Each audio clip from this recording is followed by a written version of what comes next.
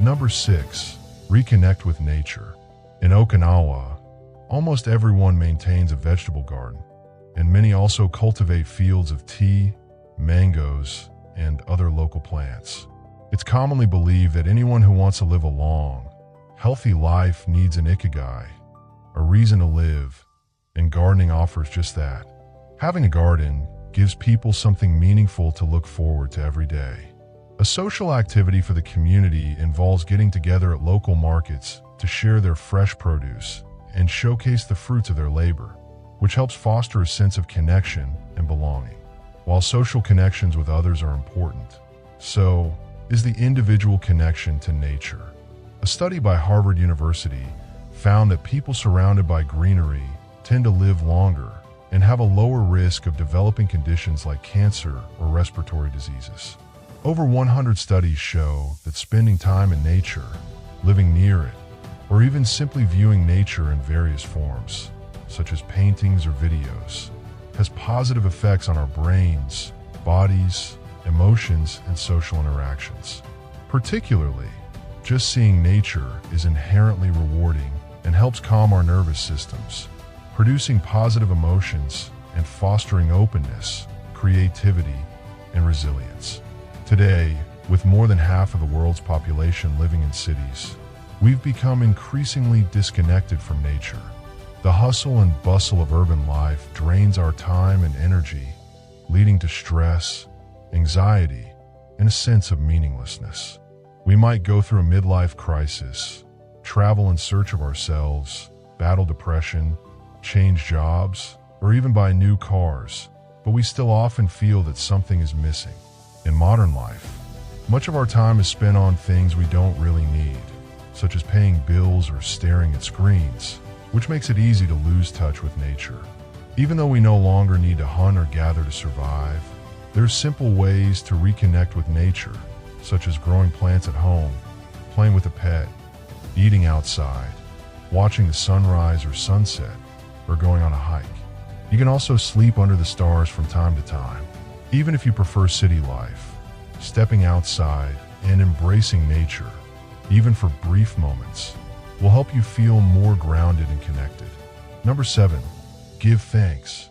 The people of Okinawa practice gratitude in everyday life, appreciating even the smallest things.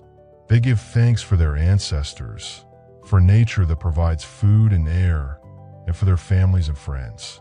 They also celebrate the Naga Tug-of-War Festival, a tradition to show appreciation for a good harvest. This culture of gratitude has been shown to produce powerful, positive effects, so much so that researchers have begun studying the physical and mental benefits of practicing gratitude.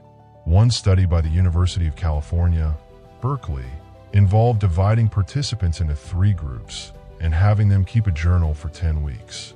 One group was asked to list 10 things they were grateful for each week.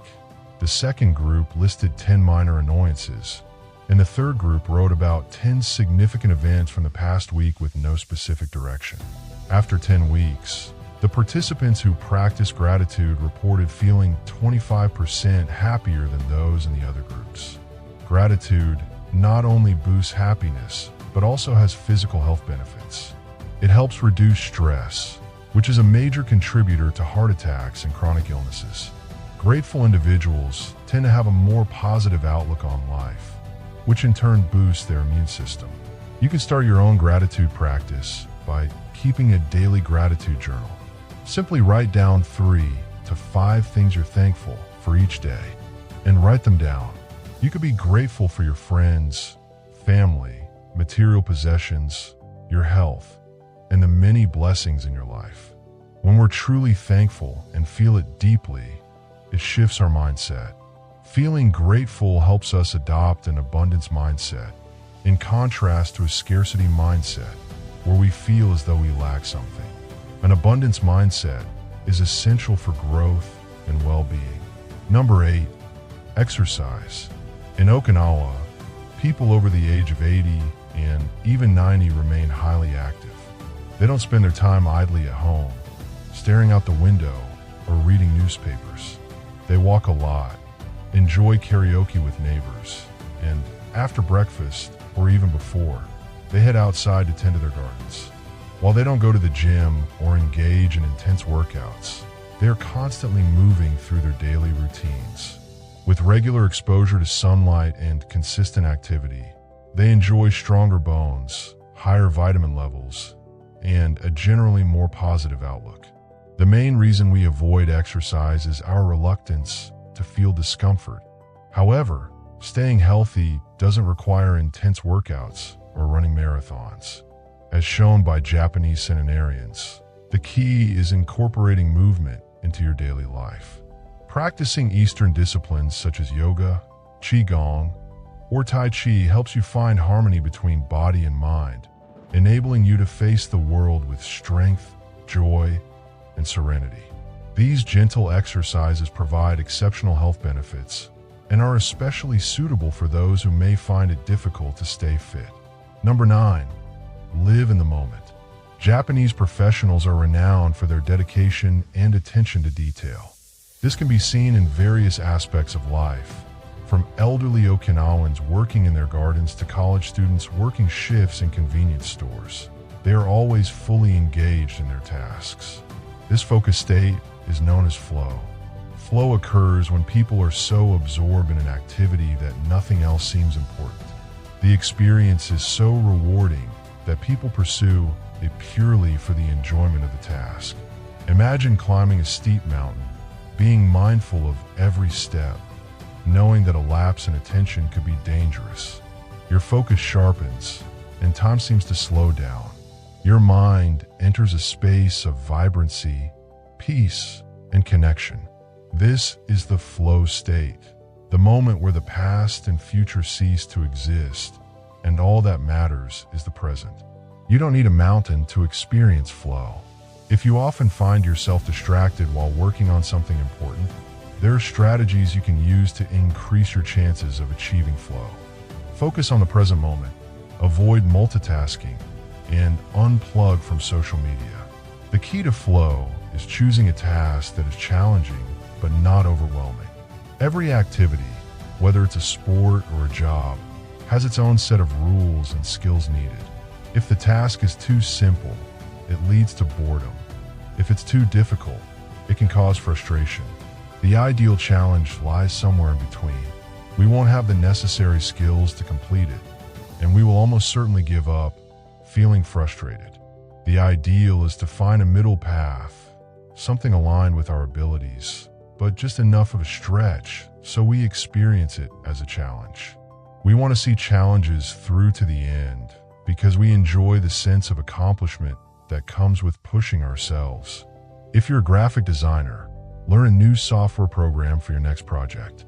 Add a little something extra, something that takes you out of your comfort zone. This will create a win-win situation for both you and your work. We can also apply this strategy to some of the most mundane tasks, like laundry, for example, washing dishes or paperwork. Bill Gates washes the dishes every night.